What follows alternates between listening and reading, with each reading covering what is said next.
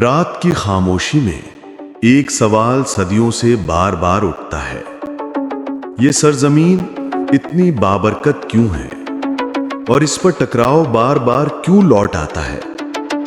بیت المقدس کی فضا میں گونجتی وہ صدائیں جو کبھی انبیاء کرام کی فٹ سٹیپس سے معمور تھیں، آج بھی ایک راز سنبھالے بیٹھی ہیں، ایک ایسا راز جس نے تاریخ کا رخ بدل دیا۔ آخر فلسطین اور اسرائیل کے درمیان جدوجہد کی اصل شروعات کہاں سے ہوئی؟ کہانی اتنی پرانی ہے کہ وقت کے پردے بھی اسے چھپا نہ سکے۔ یہ وہ سرزمین ہے جسے قرآن نے مقدس کہا، جس پر درجنوں انبیاء کرام مبعوث ہوئے اور جس کا ذکر اللہ تعالیٰ نے بار بار اپنی کتاب میں کیا۔ اس خطے کی جنگ کوئی جدید سیاست کی وجہ سے نہیں، بلکہ تاریخ کی گہرائیوں میں چھپی ایک طویل داستان ہے، ایک ایسی داستان جہاں ایمان، وعدے، آزمائشیں اور ظلم کے انجام سب کچھ جمع ہو جاتا ہے۔ آئیے اس سفر کا آغاز کرتے ہیں اور دیکھتے ہیں کہ حقیقت میں یہ تنازع کب اور کیسے شروع ہوا۔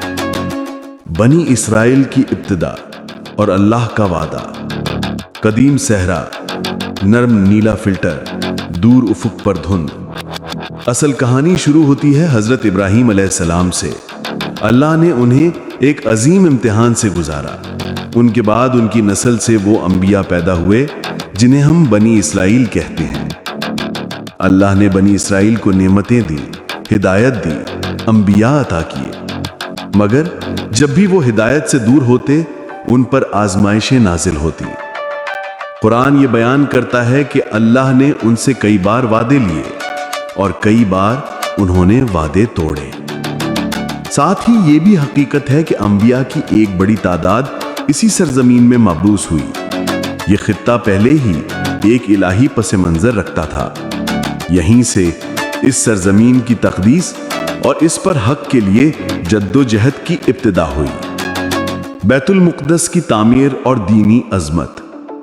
قدیم پتھر کی دیواریں، صبح کی مدھم روشنی، سنہری چمک۔ حضرت داؤد علیہ السلام نے اللہ کے حکم سے یہاں مملکت قائم کی۔ حضرت سلیمان علیہ السلام نے اس شہر کو مضبوط کیا، عبادت گاہ تعمیر کی اور اسے توحید کا مرکز بنایا۔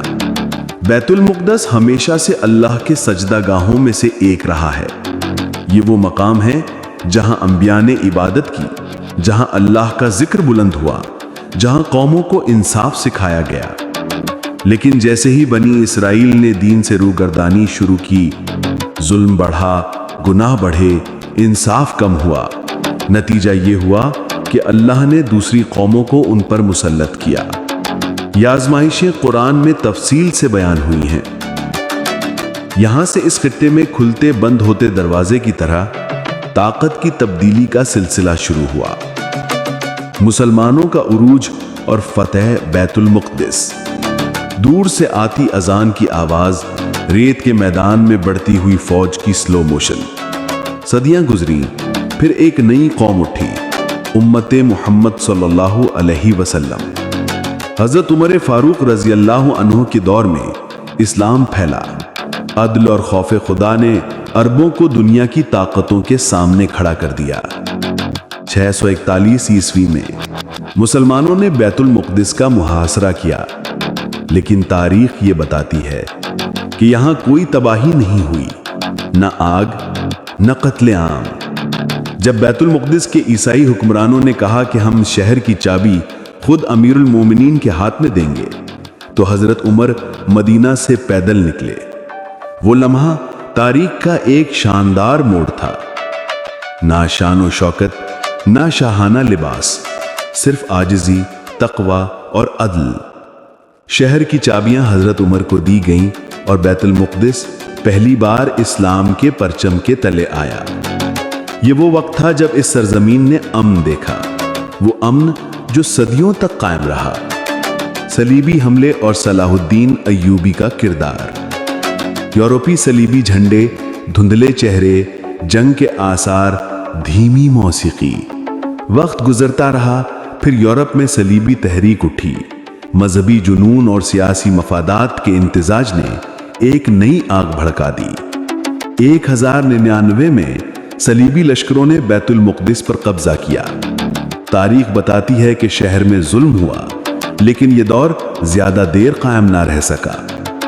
پھر آئے صلاح الدین ایوبی، ایک عالم، ایک قائد، ایک مجاہد، جن کی شخصیت عدل، رحم اور ایمان سے لبریز تھی۔ 1187 میں صلاح الدین نے شہر کو آزاد کروایا، اور حیران کن بات یہ ہے کہ انہوں نے اپنے دشمنوں سے بھی رحمت اور انصاف کا معاملہ کیا۔ دنیا نے پھر دیکھا کہ یہ سرزمین جب بھی مسلمانوں کے ہاتھ میں ہوتی ہے، یہاں عدل اور امن قائم رہتا ہے۔ یہی وہ تسلسل ہے جس نے بعد کے زمانوں میں بھی اس علاقے کو بار بار کشمکش کی طرف دھکیلا۔ بیت المقدس کی روحانی حقیقت، رات کا آسمان، چاندنی، گنبد صخری کی سنہری جھلک۔ اس کہانی کا سب سے روحانی لمحہ وہ ہے جسے قرآن نے بیان کیا، واقعہ معراج۔ اللہ کے محبوب کو مکہ سے بیت المقدس تک لے جایا گیا۔ یہی وہ مقام ہے جہاں انبیاء کی جماعت نے آپ کی اقتداء میں نماز ادا کی۔ یہ اعلان تھا کہ قیادت اب خاتم النبیین صلی اللہ علیہ وسلم کے ہاتھوں میں ہے۔ یہ لمحہ بتاتا ہے کہ یہ سرزمین صرف ایک خطہ نہیں، یہ ایمان، وحی اور ہدایت کا مرکز ہے۔ اسی روحانی مقام کی وجہ سے یہ سرزمین ہمیشہ آزمائشوں، کشمکش اور جد و جہد کا مرکز بنی رہی۔ فلسطین اور اسرائیل کے درمیان اصل جد و جہد سیاسی نہیں بلکہ تاریخی، روحانی اور ایمانی ہے۔ یہ سرزمین اللہ کی زمین ہے، انبیاء کی زمین ہے، عدل کی زمین ہے۔ جب قومیں عدل سے ہٹتی ہیں، فساد کرتی ہیں، اللہ کے احکام بھولتی ہیں، تو آزمائشیں بڑھتی ہیں۔ مگر قرآن کہتا ہے زمین اللہ کی ہے، وہ جسے چاہے وارث بنا دے۔ مومن کا کام ہے حق کے ساتھ کھڑا رہنا، ظلم سے بچنا اور اللہ کی زمین پر عدل کے قیام کے لیے دعا کرنا۔